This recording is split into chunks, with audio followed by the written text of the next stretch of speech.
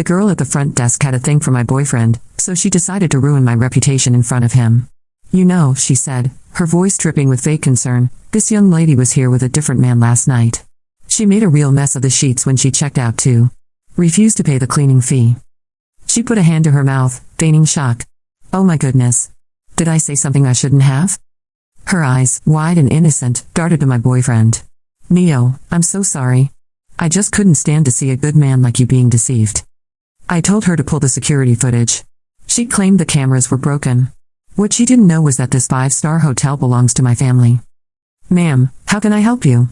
The receptionist was speaking to me, but her eyes were glued to Neo. I glanced at her name tag, Jenna. I actually remembered her. This delicate-looking girl from the front desk had been the one who checked us in last night. When Neo brought me to the hotel, she'd been so flustered by him that she knocked over her glass of water. After a clumsy cleanup, she dragged out the check-in process for another 15 minutes, finding any excuse to keep him there. I knew Neo was a head-turner. Tall and lean, with bare skin and chiseled features. His eyes were his best trait, warm and expressive, the kind that could make even a lamppost feel cherished. It wasn't unusual for girls to stare. I was used to it. A handsome man is a handsome man. But this receptionist was taking it a little too far. Hi. I checked out this morning, but I think I left a necklace on the bathroom sink, I said. Silence. She was still staring at Neo. Hello? Did you hear me? Neo and I had met in our senior year of college. We were the classic campus couple. Everyone says graduation is breakup season, but not for us. We ended up in different cities for work, joining the ranks of the long-distance crowd. But our bond felt as strong as ever. I was in his city for a business trip, and he'd suggested I stay at his place. But with his parents and grandparents living there, I wasn't comfortable. I didn't want to face the scrutiny of his entire family before we were even engaged. So Neil booked me a room at the only 5-star hotel in town, the Celestial. I checked out early that morning. It was only after lunch with Neo, as I was getting ready to head home, that I realized my necklace was gone. I waved a hand in front of the receptionist's face, finally snapping her out of her daze. She blushed and looked away. After a cursory glance at her computer screen, she answered without hesitation. Ma'am, housekeeping cleaned your room this morning and reported no forgotten items. Are you sure you didn't misplace it? I was taken aback. I remembered clearly setting it down while brushing my hair in front of the mirror that morning. It had gotten tangled, and I unclasped it, leaving it on the counter. Just as I was about to put it back on, my phone rang. My client had arrived early. I grabbed my bag in a rush and hurried out, forgetting all about the necklace until after the contract was signed. I'm positive it was on the sink, I insisted. Could you please double-check with the cleaning staff? She didn't pick up the phone. Instead, her tone turned firm, almost accusatory. We have no record of any lost items. You must be mistaken. Neo noticed my frown and stepped forward, taking my hand. Don't worry, babe. Think carefully. Maybe you dropped it somewhere on the way here. A prickle of annoyance went through me. What was that supposed to mean? Did he think I was making it up? I was absolutely certain my necklace was on that bathroom sink. It was a diamond necklace my mother had given me for my birthday last month, extremely valuable. Your hotel lobby and elevators must have security cameras, right? I said, my voice hardening. Check the footage. We can see if I was wearing it when I left this morning. Neo let out a breath of relief. Yeah, that's a great idea, he said, turning back to Jenna. Could you pull up the security footage for us? The receptionist froze. Her eyes darted around before she bit her lip, her expression strangely complicated. Ma'am, she whispered conspiratorially, is it possible your companion took it? Neo and I both stared at her, confused.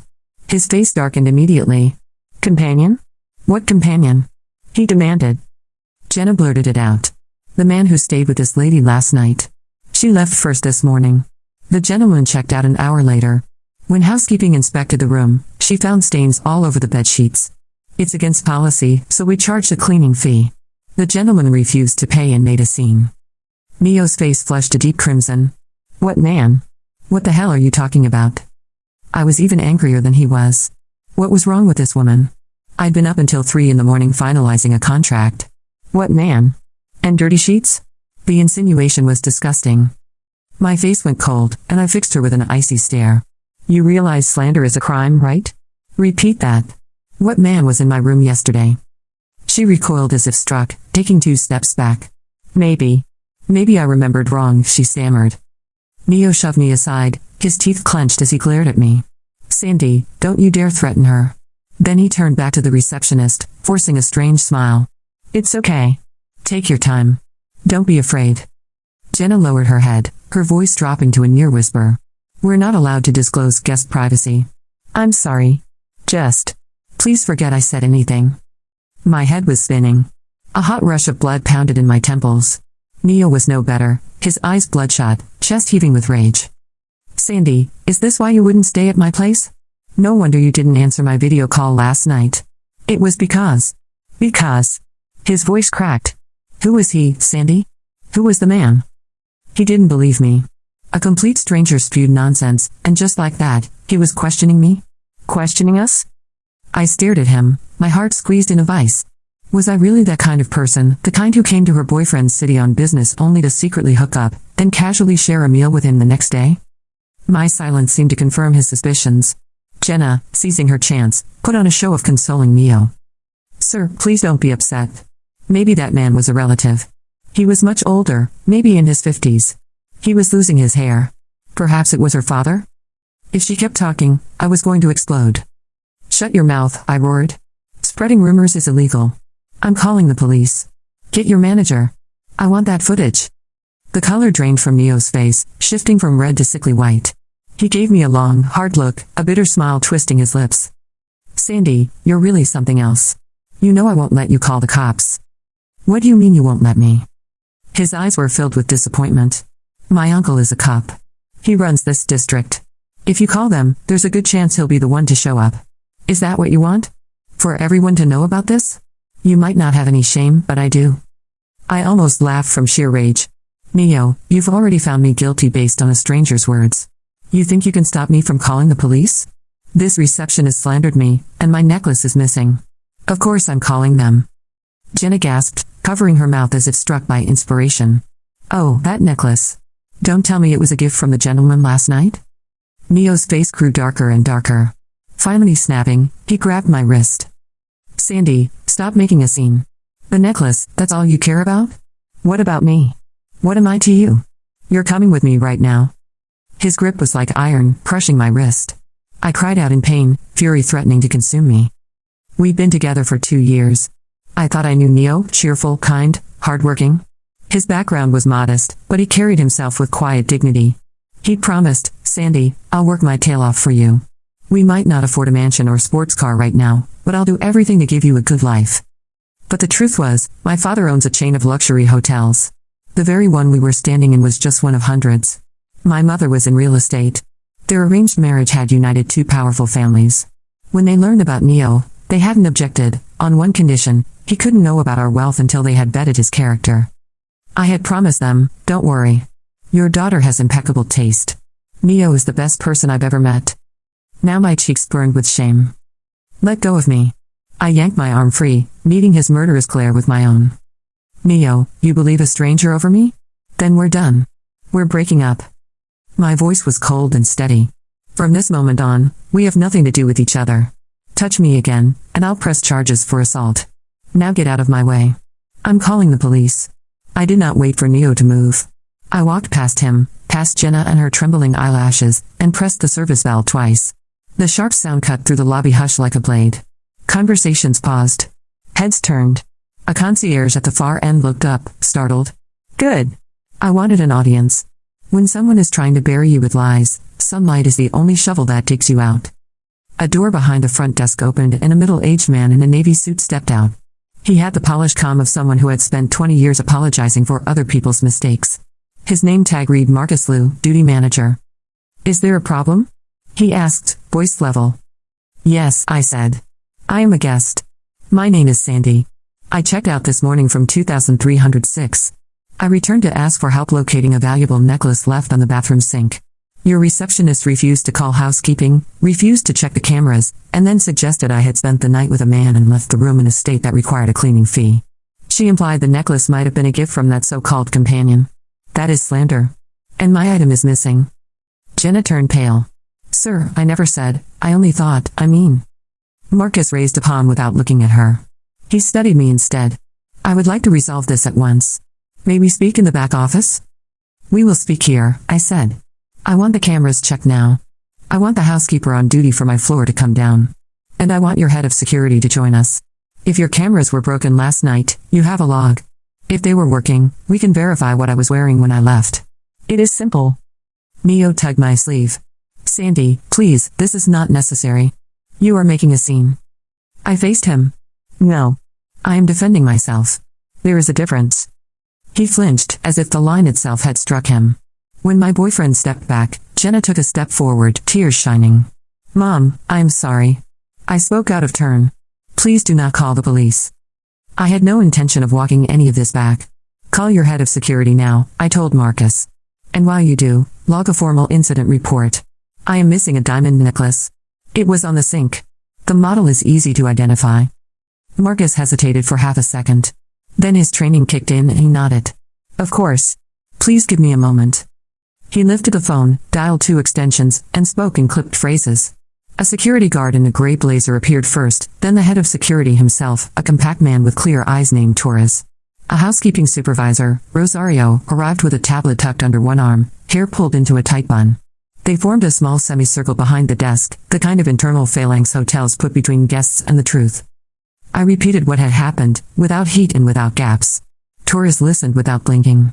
Rosario checked the housekeeping dashboard for the 23rd floor and called the room attendant on her radio. No reported lost items from 2306, she said when she lowered it. Sheets flagged for special handling at 8:12 a.m., but no incident notes besides that. Special handling for what, exactly? I asked. Rosario glanced at Jenna. For stains, she said. That is all it says here. We are going to the control room, Torres said. Cameras in the lobby, elevators, and hallways are recorded continuously. Bathrooms are not, of course, but we can see what you wore when you left the room and when you exited the building. If you agree, we will scrub from 6:30 a.m. to 9:30 a.m. That should cover it. I agree, I said. And I want the room key card log printed. Every entry to 2306 in the last 24 hours, including any staff override and housekeeping entries. If the cameras were conveniently broken, the door will not be. Neo rubbed his temples. Sandy, can we please talk? In private. This is spinning out of control. It is not spinning, I said. It is landing. I could feel the hotel watching us. A couple in athleisure lingered by the potted palm. A bellman pretended to adjust luggage straps that did not need adjusting. Even the lobby pianist slowed her song, as if the keys themselves were listening for the downbeat. Marcus gestured toward a corridor. This way, please. Miss Jenna, remain at the desk. Jenna flinched. Sir, I. Remain at the desk, he repeated, with steel this time. We walked through a staff door and into a back hall that smelled faintly of lemon cleaner and coffee. The control room was 3 turns later, a narrow space with a long console, 6 monitors, and a wall map of the hotel with blinking green nodes where cameras fed live. Torres slid into the chair at the center console and brought up the archive. He typed in the date, the window, the zones. Camera feeds stitched together on the largest screen. The elevator bank on the left. The 23rd floor hallway on the right. The lobby feed bottom center. Here, Torres said, queuing 7:42 a.m. The hallway outside 2306 filled the right half of the screen. At 7:44 a.m., my door opened. There I was, framed by the lens, hair in a low twist, navy blazer, light blouse, work toed on my shoulder. No necklace. The skin at my collarbone was bare. I felt the bottom of my stomach tip. I remembered putting it down. Had I put it back on? Had I not? My mind tried to replay the morning like an unspooling tape, but the image of my bare collarbone silenced the reel. Keep going, I said. We followed me to the elevator, into the lobby, to the revolving door at 7:51 a.m., where I left the hotel and turned right. Timestamp, Torres said, tapping the screen. You can take a photo if you wish. I nodded. Please back up to 6 a.m. Show every person who entered 2306 or attempted to. Door logs will be faster, Torres said, but he rewound the hallway feed anyway, then motioned to a second officer to pull key records. While the tech worked, the head of security scanned the corridor footage at double speed. Housekeeping cards rolled by at 8:05. At 8:10 the room attendant, a woman in a mint uniform, approached 2306 with a card and a key fob. The door opened. She entered with a laundry bag. 2 minutes later she came back out, frowning, keyed back in, and emerged with a bag full. She keyed the tablet, flagged the room, and kept moving. Who is that attendant? I asked. That is Lila, Rosario said. 10 years with us. Reliable. Was she the one who reported no lost item? I asked. Yes. Then I want to speak to her, I said. Rosario buzzed the radio again. Lila, please report to security. The door log printed with a faint hum. The tech tore it free and handed it to Torres, who scanned, then passed it to me. The entries were clean, time-stamped with seconds, each key signature unique. My card in at 9:13 p.m. the night before. My card out repeatedly for ice and an errand downstairs. No other guest key. No master key until 8:10 a.m., the housekeeping entry. No staff override besides that. No companion, Torres said quietly. I looked at Neo. He would not meet my eyes. He stared at the monitor as if the pixels might save him. Bring up the front desk camera at check-in last night, I said, calm now. Let us watch Jenna while she checks us in. And then I want to see the transaction where the cleaning fee was posted. The timing matters. Torres nodded and cued the desk feed from the previous evening. At 9:22 p.m., Neo and I stepped into frame. Jenna smiled too brightly, knocked over her water, dithered with the printer, took an extra 15 minutes. Nothing criminal in that, just pathetic. But when Torres pulled the ledger for charges, a new window appeared on the side screen. Cleaning fee, 8:14 a.m., posted by front desk user Jenna.h. No photo evidence attached. No attendant note of damage. No manager authorization code. Rosario frowned. Housekeeping cannot post fees. We flag, but the front desk must attach a photo or a supervisor note. We do not bill without proof. We watched Lila step into the control room then, cap in hand, lines of worry at the corners of her mouth. Torres explained quickly. She listened, eyes widening. In 2306, Lila, did you find any item on the sink? I asked. No, Mom. I saw no necklace. But I did see the room was very clean. The bed had been slept in, but there was no damage. The linens had a pink residue on the top sheet, so I flagged special handling. It looked like lotion or toner. Pink, I said. My night cream is rose-based. I applied it at 1 a.m. and sat on the bed to answer an email. That would leave a mark. Lila nodded. Yes, like that? Did you tell anyone there were stains all over the bed? I asked. No, Mom. I wrote special handling and moved on. I always take a photo on my tablet when I flag something. I can show you. She held up the tablet. The photo was comically tame. A faint blush smear at the edge of the top sheet, the kind of thing that disappears in the wash cycle. Rosario looked at Torres, anger flattening her voice. That front desk note is a lie. Torres turned to Marcus, who had stood quietly in the corner, taking it all in. We have a front desk agent posting a fee without evidence and making statements about a guest that violate privacy and plausibility.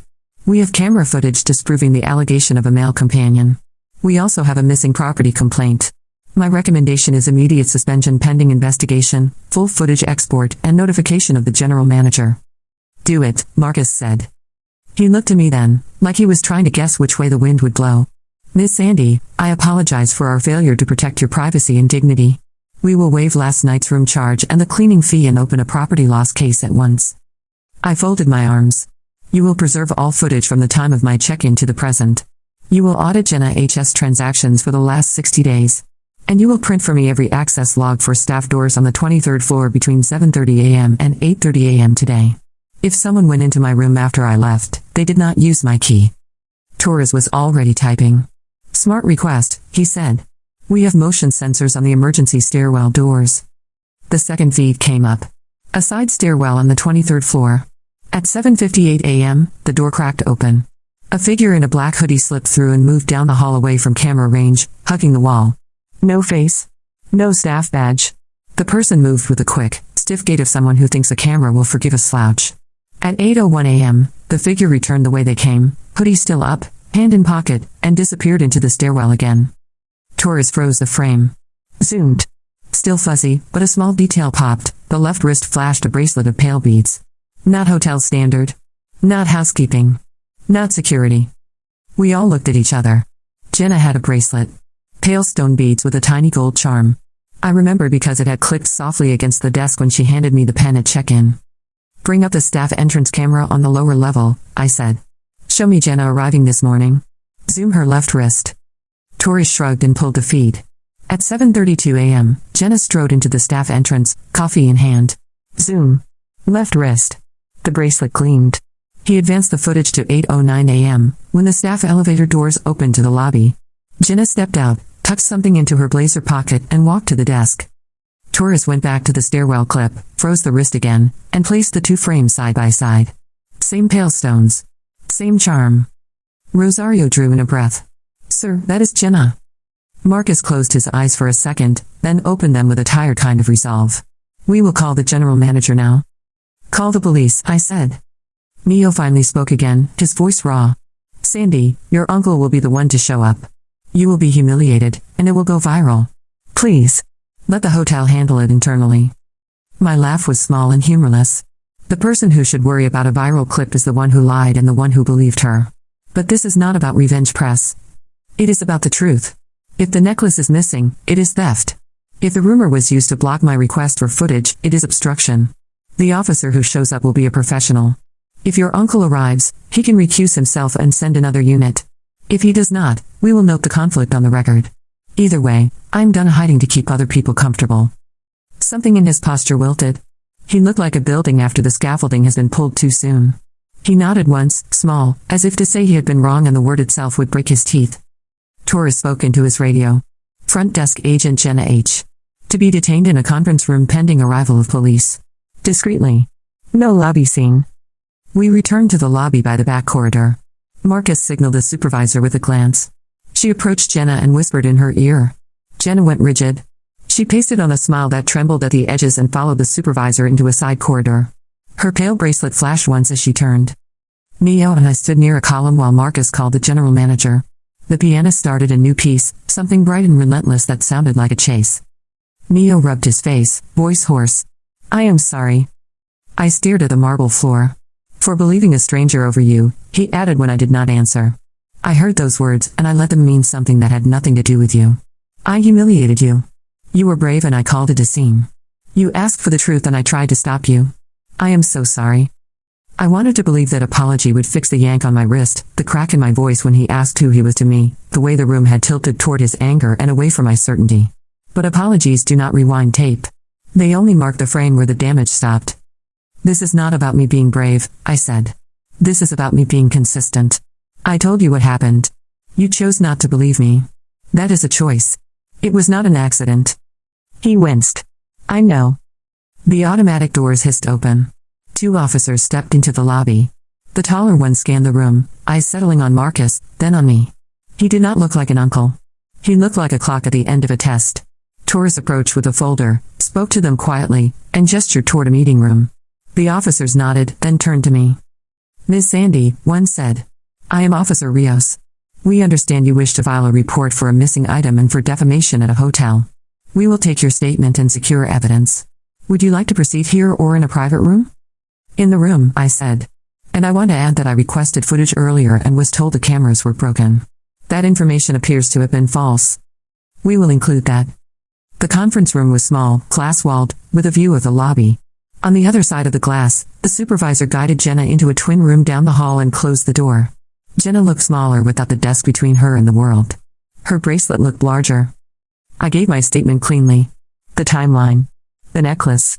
The front desk exchange. The exact words about a man and stains. The refusal to check cameras. The later discovery of the stairwell clip. The door log. Lila and the pink smear. The front desk charge with no evidence. The bracelet. Every piece placed where it fit, not because I wanted it to hurt but because the truth has bones and the skeleton was standing by itself now. The officer wrote, asked for clarifications, asked for proof of ownership of the necklace. I pulled up an email from my mother with a photo attached. Happy birthday, sweetheart. It showed the necklace in its velvet box, my initials engraved on the tiny clasp. The hotel printer spat a copy into the officer's hands. We finished after 20 minutes. Officer Rios closed his notebook. We will interview the employees and collect the footage. We will also ask for consent to search the lockers. If probable cause is established, we will obtain a warrant. We will contact you within 24 hours with an update. Thank you, I said. He paused at the door. And Miss Andy, for what it is worth, you did the right thing pressing for the cameras. The door clicked behind them. Through the glass I could see Jenna in the other room, shoulders hunched, head down. A second officer stood by the door, neutral as a lamppost. Neo sat 2 seats away from me at the table, hands limp. The apology hung between us like a coat on the back of a chair no one wanted to claim. What are you thinking? He asked. That I almost told you last week, I said. Told me what? About my family. About the hotels. About why I keep my life small on purpose. When I was 7, a man saw me in a lobby like this one and decided to follow me. He knew my last name and he knew what it meant. That night he climbed our fence. The police came. He did not get inside. But I stopped playing piano by the window after that. I stopped wearing anything you could see from the street. I learned that privacy is not shyness. It is a lock on a door you are not obligated to open for strangers. Neo leaned back, shame moving through him like a tide. Your secret did not make you lie, he said. My story about you did that. I saw a rumor and believed it because it was easier than believing I could lose you to something I could not name. His voice broke on the last word. I almost felt sorry for him. Almost. Love is not just tenderness. It is accuracy. If you cannot see a person clearly when the room tilts, what you love is not them. It is a picture you painted and called truth.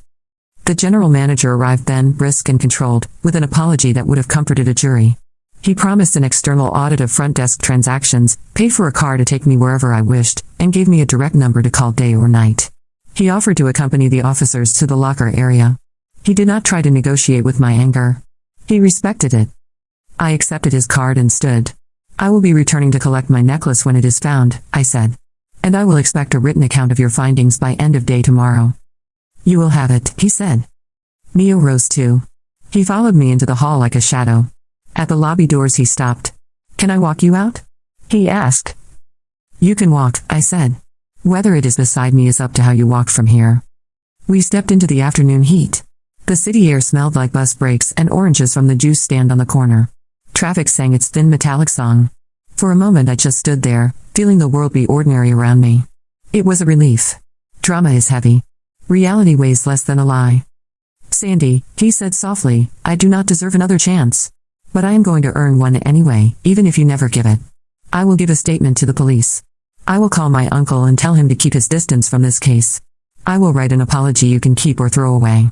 And I will never again ask you to shrink your voice to fit my comfort. I nodded once. Do that because it is right, not because it is currency you think you can spend on me. He swallowed. Understood. My phone buzzed.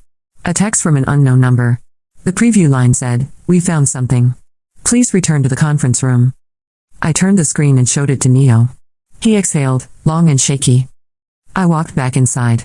The lobby felt different now, like a stage after the curtain has dropped and the crew has come out with brooms. Torres met me at the door of the conference room, eyes alert. We have an update, he said. Locker search yielded an item in a tote bag that does not belong to the employee whose locker it was found in. The bag was left unsecured on a bench in the staff room. Inside the tote, we discovered multiple pieces of jewelry and small electronics, likely lifted from guest rooms over the last month. Among them was a diamond necklace matching your description and the engraved clasp in your mother's photo.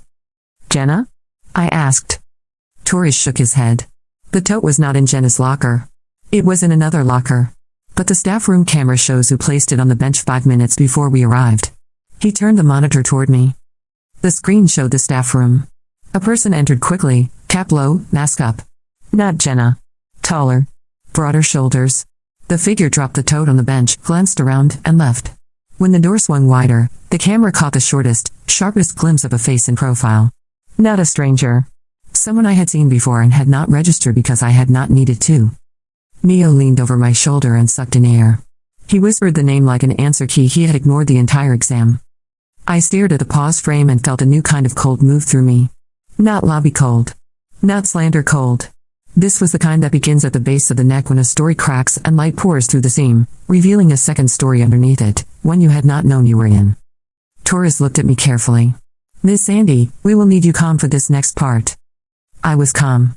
The truth always cools me. Play it again, I said. He did. And there, in the shallow reflection of the staff room microwave door, a detail most people would miss but the camera did not, was a pair of eyes I knew like a song I had forgotten the words to. Warm and expressive, the kind of eyes that could make a lamppost feel cherished. The kind of eyes that had refused to meet mine when the lie was easier. I did not speak. I did not need to. The room did it for me, with its hum and its camera light, and its little blinking red dots that say we do not forget here. Torres paused the frame again. His voice was neutral. We will take it from the top, Miss Sandy. All of it? We will do this right. I nodded and pulled out the chair. Outside, somewhere in the lobby, the pianist chose a new song. It was softer this time. Slower. The kind people choose when they are about to watch something difficult and true. The still frame on the monitor held the room in a grip. No one spoke. Torres had paused at the exact split second when the microwave door in the staff room turned into a cheap mirror and gave us what the front camera could not. A slice of a cheekbone. The slope of a brow. Eyes I knew. Eyes I had trusted. Eyes that had looked away from me in the lobby when a lie was easier to hold than the truth. Neo did not deny it. His shoulders went slack as if the air had slipped out of him. The head of security kept his voice level and his body still the way professionals do when a small space fills with large emotions. We will rewind and play in real time, he said. Please confirm what you see and do not say more than you need to. Facts first. He tapped a key and the masked figure moved again, taller than Jenna, broader through the chest, cap pulled low. The tote hit the bench with a dull weight. A hand tucked inside it for a second as if to push something deeper. The door swung wider and the reflection gave us the face again, just enough to break a heart and meet a legal threshold. Torres stopped the clip and turned from the screen to Neo. Do you want to say anything before the officers return, sir? Neo swallowed and shook his head. The motion was small and helpless. He looked like a man whose feet had found the edge of a hole he had been digging in the dark. Then the officers were back at the glass door with the general manager and Marcus. Officer Rios took in the room like a reader who had turned 2 pages at once and found himself in the middle of the twist. Torres briefed him in quick sentences. Rios nodded, jaw tight with the neutrality of someone keeping their own thoughts in the glove box. We will need to separate parties, he said. Miss Sandy, you stay. Mr. Neo, please come with me. Neo opened his mouth, then closed it. He did not look at me. He followed the officer into the hall. I listened to the 2 sets of footsteps fade, one steady, one not. The general manager exhaled in a way that said this would have fallout and he knew it. Torres closed the door and faced me. We will recover your property formally, he said. It will be logged, photographed, and held in evidence. If you wish, we can make a courtesy copy of the footage for your records after the police secure theirs. I nodded. Thank you. My voice sounded like it had been ironed flat. The room felt airless, so I stood by the glass and watched the lobby the way people look at water after a storm, searching the surface for signs of what lies below. Jenna sat in the adjacent conference room with her hands in her lap. The supervisor kept a calm distance. When Jenna lifted her head, I could see she had been crying. She stared at the carpet as if answers were stitched into it. Marcus fielded calls at the front desk, voice low. The pianist had stopped playing. Even the lobby plants looked like they were holding still for a photograph that would end up in a report. 10 minutes later Officer Rios returned. He did not sit. Miss Sandy, he said, we interviewed Mr. Neo. He requested counsel, so the substantive conversation will pause there. He did, however, consent to a search of his backpack in his car. Nothing of evidentiary value was found there. We will move forward with the staff room footage, the recovered tote, and the witness statements. I kept my face calm. I did not ask him what Neo had said. The answer did not belong to me yet, and maybe it never would. Rios continued. We also interviewed the front desk agent, Jenna. She initially denied any involvement beyond unprofessional comments. When advised of the footage from the stairwell and the irregular cleaning fee post, she asked to make a full statement. She claimed she let a guest into the staff corridor at approximately 7:56 a.m. using her badge. She says the guest told her he had left a surprise for his girlfriend in the room and wanted to place it without waking her. She admits she suggested a side stairwell to avoid cameras because it would look romantic to arrive at the door from an unexpected direction. She says she believed she was helping with a surprise. Her voice shook, but she was specific about timings. We will corroborate or disprove with logs. Jenna also admits that after the housekeeper flagged a mark on the linen she posted a cleaning fee outside procedure and told a story about another man to discourage you from asking for footage. She says that was done out of jealousy and panic when she realized the surprise for the girlfriend might involve a proposal and she felt foolish for helping. She did not ask for a lawyer. She signed her statement. The words sat in the air like a stack of dishes no one wanted to carry. Torres looked at me, respectful. The general manager looked like someone calculating how many apologies fit in a calendar year. Officer Rios lowered his notebook. Miss Sandy, I want to be clear. Jenna claims she did not take your necklace and that she did not enter your room. She says the guest who came through the staff corridor did. We have a separate clip from the service hall camera at 8:02 am of that guest passing the laundry room door with a heavy pocket outline and entering the staff door to the locker area 3 minutes later with a tote. We will let the lab and the chain of custody determine what is what, but the narrative is consistent with the reflection clip we already saw. He stopped there. He did not say the name. He did not have to. I looked at my hand on the glass. My fingers were steady. Inside my chest, something had both shattered and set at the same time, like tempered glass that breaks in safe pieces.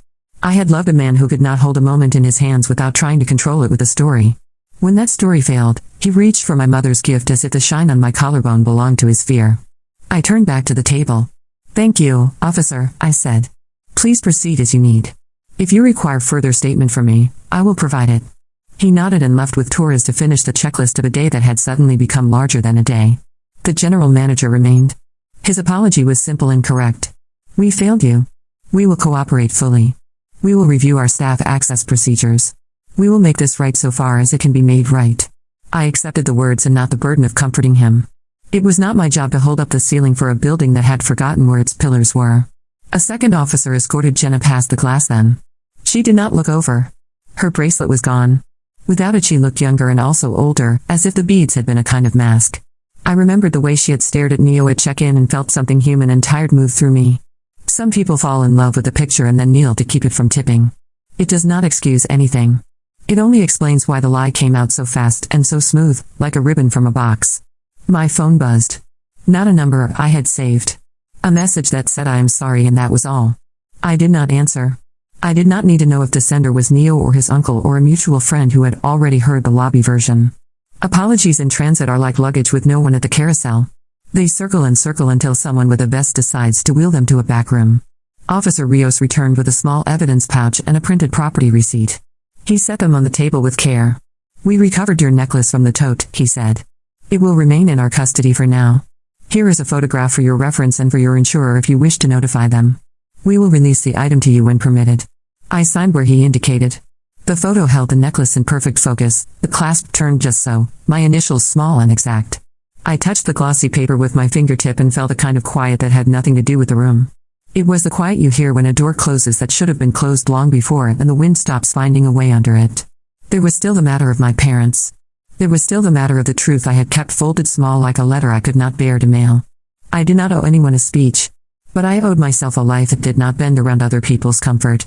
When the police were done with me for the day, when the general manager had repeated his commitments in writing, when Marcus had arranged a car and a security escort to the curb, Neo was there again, as if the building itself had returned him with the rest of the carts.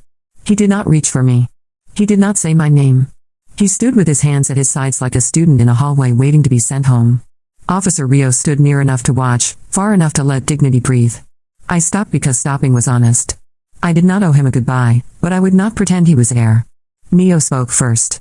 I asked for a lawyer because I finally understood the difference between shame and responsibility, he said. Shame is a blanket you throw over yourself in the dark. Responsibility is the window you open in daylight. I'm going to face what I did. I'm not going to ask you to forgive me in exchange for that. I did not answer. He continued, voice quiet and even. I took the necklace. I told myself it was a test. I told myself it was a way to get your attention, to pull you into my world instead of visiting yours at the proper distance, to force a scene where you would have to choose me in public and prove what we were. I told myself a lot of stories with my name in the center and yours around the edge. None of those stories were true. The real reason is smaller and uglier. I was scared that I did not matter when I could not explain you, that I did not measure up to the person I wanted to be, that your privacy meant you were already gone and I was the last to know. So I took something that was not mine and tried to wrap the day around it. I keep seeing your face when I did not believe you. I do not know how to live with that and I am going to have to learn. He looked at my wrist where the faint bruise from his grip had begun to lift to the surface like ink. I flinched and he did too. He put his hands behind his back then, as if to keep them from betraying him again. I do not want your word, I said. Not now. If there is a version of you that understands what you tried to take when you refused the truth the first time, it will not be built in a hallway with me as an audience. He nodded once. Understood. He stepped aside. I walked past him and the glass doors opened on a sound like a breath I had been holding all day. The air outside smelled of rain even though the sky was a mean bright. I got into the car the hotel had called and asked the driver to take me to my parents' apartment. The ride was quiet. City blocks slid by with their own slow grammar. A laundromat, 3 school children with plastic folders, a flower stall with buckets lined like punctuation. I watched the window and framed a conversation in my mind that did not sound like a defense and did not sound like a boast. I did not need to sell my choices to the people who had given me their last name. I needed to set my own voice down and hear it hold. My parents were home. My mother opened the door with her real estate smile and then dropped it when she saw my face.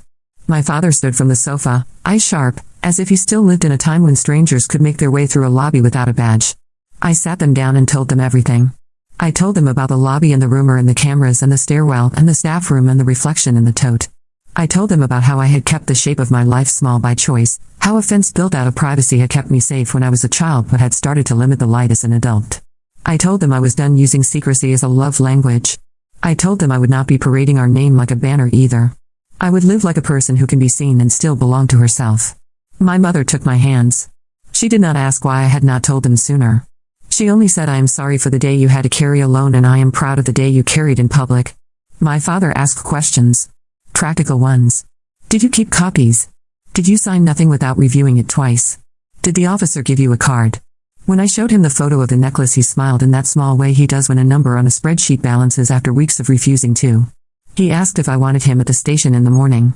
I said no, but I wanted dinner in quiet. He said that was a better plan. We ate at the kitchen island the way we did when I was 13 and math homework held the counter hostage. After, I went to my childhood room and sat by the window. The piano in the corner had been my mother's idea and my defiance for years. Now it was a piece of furniture with a history. I ran a finger along its edge and felt only wood. My phone lit up on the bed. Messages piled like folded shirts. Friends. A colleague who had heard a hint of a story and wanted to check if I needed anything. A text from a number labeled Uncle R. I did not open that one. I wrote a note to myself instead. You are not obligated to answer every knock on your door, even if the knuckles are familiar. The next morning I met Officer Rios at the station to sign a supplemental statement and pick up a copy of the report number. He told me the city prosecutor would review charges. He told me Jenna had been suspended and would be charged with filing a false report and interference with evidence. He told me Neo had been released pending arraignment with conditions. He told me the tote contained several items linked to other open loss reports, which complicated everything and simplified the moral. Sometimes the truth does not arrive as a clean sentence. Sometimes it drags other sentences behind it like cans tied to a bumper. When I left the station, the sky had turned the color of paper. It was going to rain. I walked without rushing. The world did not feel sharp anymore. It felt accurate. That afternoon the general manager sent a written report of the hotel investigation as promised and a private apology that did not curdle into excuses. He also sent a draft of new procedures for staff corridor access and a note that said changes a door that opens from the inside first. Marcus called to say Lila had been thanked and recognized and that housekeeping as a whole had been defended publicly inside the hotel. That small piece mattered to me more than the free nights they offered, and I told him so. 2 days later the detective called to tell me the necklace could be released. I took a card to the precinct and signed the chain of custody release. The evidence clerk placed the velvet box on the counter. I opened it and looked at the curve of silver and the stubborn sparkle and thought about the way a thing can lose its meaning and then find a new one without changing it all. I did not put it on. I put the box in my bag and thanked the clerk and walked out into a city that was honest about its light. At home I sat at my desk and wrote a letter to myself. It did not contain rules. It contained reminders. Believe the calm part of your mind first. Use sunlight when someone tries to bury you. Privacy is a door you control, not a room you are trapped in. Love is not a story that needs witnesses. Love is accuracy. A week later Neo sent a written apology by registered mail with no bargaining chip inside it.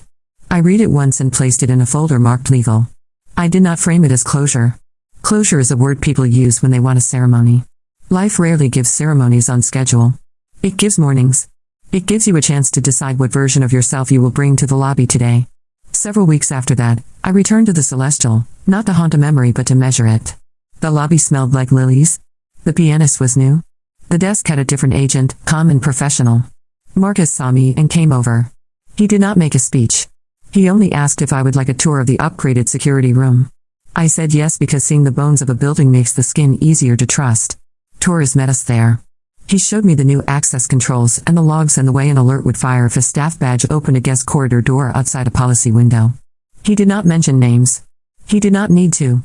When we returned to the lobby, I paused by the revolving door. The glass threw back a clean reflection. My face looked like someone who had walked through a story without letting it tell her who she was. I touched the necklace at my throat.